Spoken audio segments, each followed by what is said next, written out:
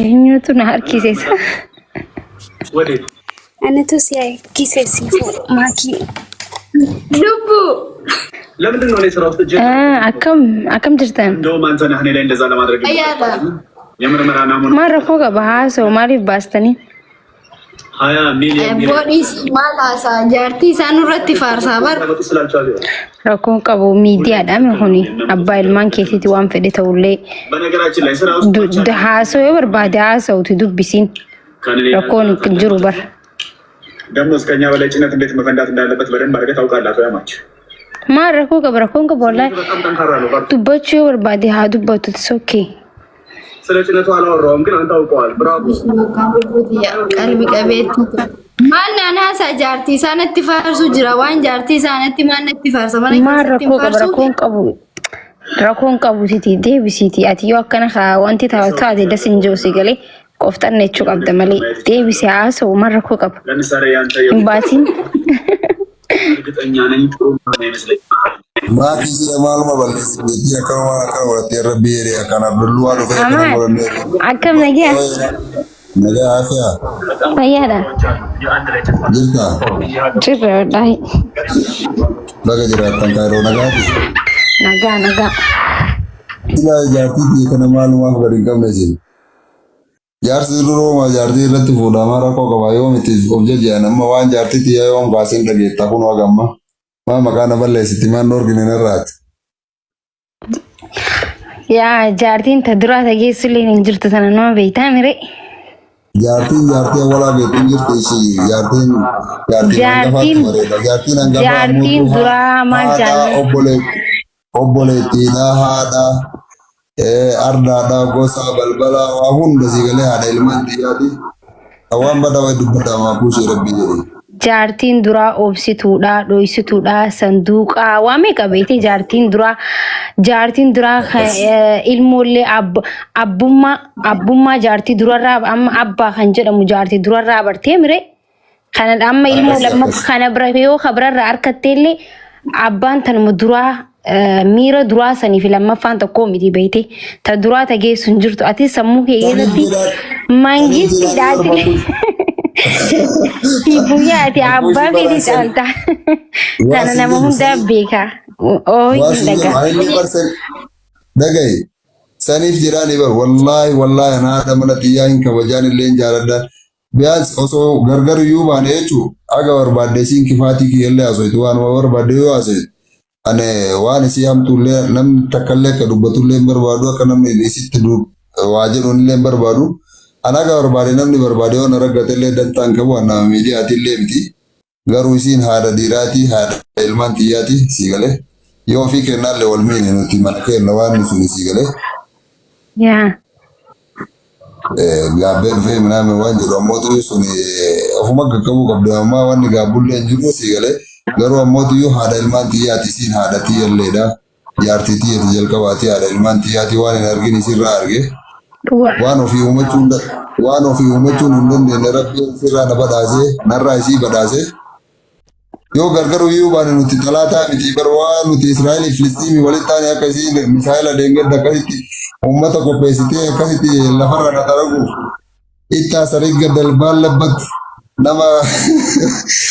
nama butee poolisatti isa barbaade jedhu sanaan achi hin jiru osoo poolisni na barbaade waan isiin na birmatu na fakkaata malee.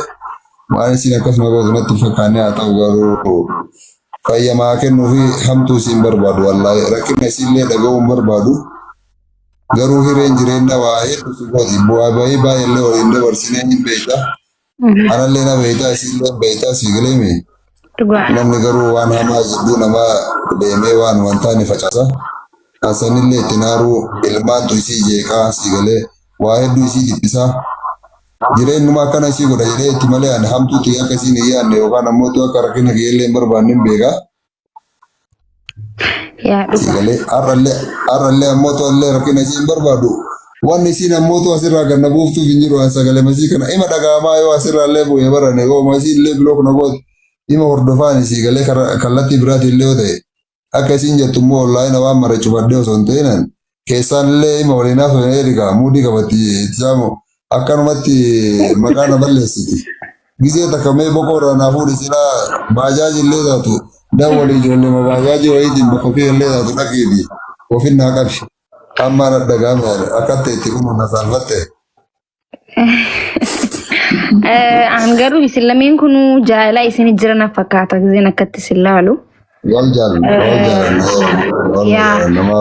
haasawa namaatillee hin dhagayinaa namni huni adda nama fageessaa yeroon tun yeroo baddee beete yeroo namni jaalalaan akka namni jiraatu hin barbaanne keessa jirra sa'a namni adda nama diigu keessa jirra waan ta'eef rakkoon jiraatullee isin furuu ni dandeessan isin amma isin lameenuu wallahi waxaatiidha dargaggeessa nama akkasitti umriin kuttanii miti kanaafuu wal hammadhaatiti wal gurfadhaa malee jidduu qilleensan galchina jechuu barbaadani atis tifu abbaa manaa kan kee Makuushi maal beektaa namni dhugaadha namni mana keessa waliin jiraatu sigalee. Niti maaltu si fuudhagee ati immoo qofxanni jayi qofxan dubartii dafeensi goota qofxanni jayi atirraa gadi hin darbin gizee dhufee haasa'u rakkoon hin jiru haa dubbatu. Na dhagee Makuushi.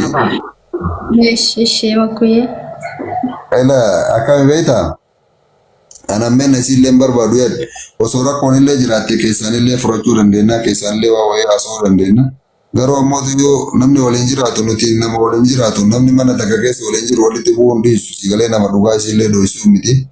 Sigalee nama ammootu haqa isii miidhamuu isii namni jaartii ofillee ima kuntuutata sigalee kuntuuta dulle jedhee nama isii wakkatu miti sigalee mi. Garuu waan wayii waan mana keetii gabanaa kan kee wajjaan bahii waliin jiraadhu waliin deebi'ii sun qooda rabbiiti sun rabbi beeka sigalee. Anaaf isii wal filannee gaafa walaallee dhalachuu isiin beekuu dhalachuu hin beektuu rabbi doofee waliin nu fide. Ilmaan tanallee ammoo tuyyuu nuti barbaannee yookaan xalayaa rabbi barreessinee ilmaan tanaan arganne sigalee rabbi filatee nama keessaa waan kana mara nuu kennu sigalee wanni kun waan guddaadha. Waanuma fedhe yoo waan balleessu waanuma fedhe yoo isiin balleessite sigalee keessaa waan wayii furuu qabna malee miidiyaa irra ol baay'ee namni miidiyaa waan kun wanni inni naa sirreessu wanni isii sirreessu wanni isiin illee keessaa argattu wanni illee keessaa argattu hin jiru. Daansi waluma diiga malee faayidaan biraan jiru jedhee amana sigalee miti. Garuu ammoo tuyyuu waan isii barbaachiseen dhugaa yoo an waliin naasa'ee yookaan waa wayii hin jiraatin dara isii irrallee kaa'uun barbaadu sigalee miti. Hin barbaachisu garuu miidiyaa irratti osoo hin ta'in maakiin hin jirti asli hin jira namoonni muraasni namni na dhiyaatu namni asaan fardullee ma jira waa wayyuu na gaafachuu dandeetti wantoota sanniin osoo nan gaafatin miidiyaa irra fiigee gaa dhufee waan sanaa sunniin illee sirrii miti. Sobini waa maraayyuu keessaan fixannee warri lafa jalaa Mee maakii waliin haasaa jira bareedu maa sila maa inaaf maa lafa jalatti oomisha tokko lafa jalatti sanirraan gara kaan hin baale mukaa baaleetti silaa qaba. Atillee akirri kan kee baale matti si gala. Callisimee gadi bannaa afaan qabadhu mee namni wanni qabdan waan irraa dareen kijibii kan kijiban fedhu fakkeessin keessaan fixan namaa homaa wanni keessaan kan dullee hin jiru sobin dubbannee keessaan dubbannee hoggaa meeqa guutuu dubbannee dadhabnee gara miidiyaa finne. Tara miidiyaa yoo dhufellee wanni sirraa waa jira dhiisi yoo sirraa keessumaa sirraa malee miidiyaan homaa wanni maaltu sirraa moonni sirraa maaltu jira si jammaran akka waan asirraa ullee hin barbaadu jireenya kee jiraadhu jaartii ta'uu din obboleessa kiyya ani fati kana booda maakifaa waliin haasaa jira natti iyyuu naasee inni jallisinna dhimma kiyya naasee kaa dhimma kiyya ishii dhimma kiyya taasaa jallisi.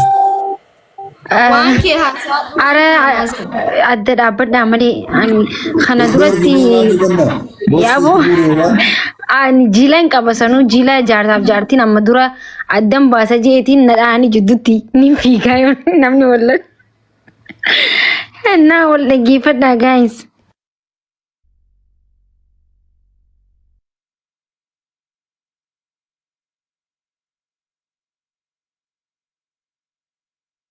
Asumatti dhimma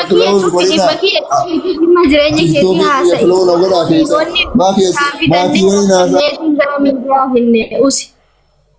ani si ilaali sa'a kana keessa hamaa keellee dubbachuu hin fedhu jedhu waan hin taanellee jedhee si mufachiisuu hin barbaadu dheeka muudii ammoo hin qabatin aniifati waggaa meeqa guutuu manguddoon sikkoo mandoo namni nuu hafe hin jiru dubbannee fixannee dhadhabnee karaa miidiyaa finne si galee ammas boru sanaaf si gidduu wanti jiru ilmoodha dhimma kiyyarraa hin haasa'in jaarti matee sana jabee ilmoollee ilmarraa harkadhu dhaggeeffadha no sifuuf amaan mee dhaggeeffadhaa mee tokkoffaa miidiyaa kana xiqqaas guddas manguddoonis as keessa nama hedduu ustaazoonnis namni guddaan illee dhaggeeffataa jira isin immoo waan fedhellee ta'u ijoollummaadhaan ijoollee harkattanii muyit godhe amaan guddaa kadhiifama ijoollummaadhaan ijoollee 4 harkattanii dhugaadha ijoollee 5 harkattanii tokko rabbi rahmataa godhu garuu amma maaltu jira miidiyaa kanarratti akka ijoollee godhachuun bareedaa miti maaliif jennaan nama taa'ee daawwatuuf akka dasin jiru kanaafuu amma isin jaalalti teessan wal jaalattan gizeen akkatti isin laalu wallaahi gizeen akkatti laalu wal jaalattanii namni wal jaalatutu akkana godhata garuu amma wanti isin irratti haasoo qabdanii jiraattan ijoollee babbareedduu qabdan san irratti xiyyeeffannaa godhu qabdanii ijoolleen teessan barumsa baratu jirti quraanas qara'u jirti amma ijoolleen san akkamitti kara biyya biraa kara biyya jireenya isaanii kan akkam goona akkamitti fooyyessina akkamitti waan kanarratti marii godha kanarratti osoo mari'attanii isinuu jaalalti yoo rabbiin walitti bakka takkatti jiraatan ta'e rabbiin walitti isin deebisa ilmoon walitti nama qabdi ilmoon riskiidha waan ta'eef sababa ilmootu rabbiin walitti isin haa deebisu kanaafuu qilleensa isin jidduu seenullee hin dhaggeeffatina akkas na goote yoo kajannee haasoo nuti bar namni hedduu wal godhaa namni hedduu wal lalaa arrabaa filkeenu walitti buutii rakkoon hedduun dhufuu danda'a yoo himatu ta'e innis hedduu himachuu danda'atis himachuu dandeessa garuu amma waa'ee ijoollee irratti xiyyeeffadha keessan furmaata yoo dhabdeellee kan ijoollee dammoo furmaata hin dhabdu ijoollee teessan babbareeddu rabbiin isinii kanne wallaahi rabbiin bar waan isin jaalatuuf ijoollee 5 isiniif kanne bar rabbii waa malee isin bar biyya qabdanii bar biyya kophaa keessanitti biyyaa bar isin namni lubbuu 5 lubbuu 4 qabee deemu jiru tokko biyya tokko bar waan namni waggaa 6 meeqatti harkatu waggaa tokkotti harkatan ammas waggaa biraa yoo dabaltan 10 15 waggaa 3 keessatti ilmoo hedduu argachuu dandeessan kanaafuu isin qabeenya harkaa qabdan kan ammoo karaa tokkorra qabuu qabdanii ilmaan keessan hedduu babbareedan maashaallah ilmoo